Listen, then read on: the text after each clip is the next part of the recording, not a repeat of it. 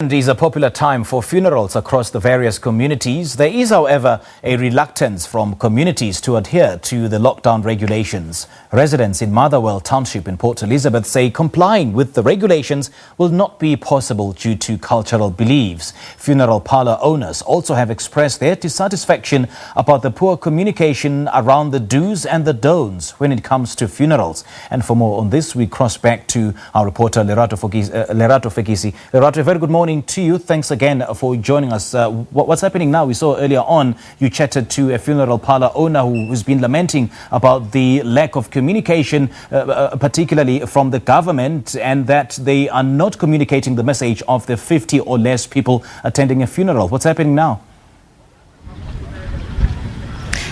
Simpiwe, I'm just actually going to step out of shot for you so that Obani, my cameraman, can just show you the people that you see on the right, which are over about 20 people, are the latecomers, Simpiwe. They arrived later in the funeral, and they were asked to step aside and stand outside the funeral because this family wanted to make sure that they comply to the 50 number regulation passed by the Minister of Culture, Nkosazana Dlamini Zuma. So what you see on the right are people that are standing, not allowed to attend the funeral because this family wanted to make sure that they attend to these strict regulations. The funeral, as you can see, is going on.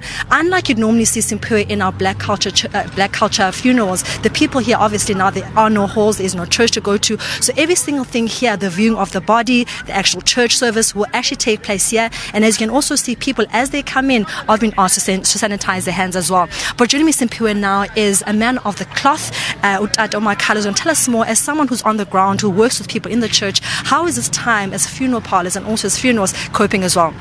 Mr. Makhala, ngicela ubasile nje ngomuntu oqholo ungcwaba abantu kunjani ngoku kule 21 day lockdown? Kunzima kakhulu ngoba ke lena imeko ifika singayilindelanga and kwayasiqhelanga, but ke ngokwemeko siphila kuyo ngoku siyazama kangako sinako sihambisalana nokomthetho. Tata, wena ulusapho le family ne nenze kanjani as a family to make sure that the number ye 50 niyayigcina? Mama sibhalisile, sifumene amaphepha kutata njengebesithi umalume wami. Wasinika la maphepha wathi masibhalise sibacontrol abantu. Aba bazilese sibakhuphile bangaphandle bona bazimele nje. Bekunjani ke tata uplan ifamily, ukuplan umngcwabo ngexesha le lockdown and also ukhetha ngubani ozayo ngubani ongaziyo ngubani obhala kule list? Bekunzima kakhulu umama kangibana ngoku kukho bangaxolanga because ilist iyazala sabaxela basikwazi ukugqitha kumthetho kaRhulumente ngoba sihloniphile nawo. But in terms of your safety, you wanted to make sure that at least the safety yabantu is number one.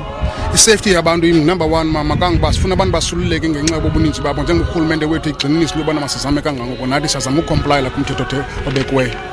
Well, that was Umshumayeli Makhala, and also a member of the family, saying that there was actually a list drawn up by the family, which they then gave to the pastor to make sure that people here complied with the 50 number, saying that obviously it wasn't easy for a family because, like you know, Simpiwe, in our families or in our culture, we normally see 100 and even more people attend, but in order to make sure that the safety of people is put first above everything else, this family has complied. So really good news coming here from PE in Motherwell township. For now, let's go back to you in studio.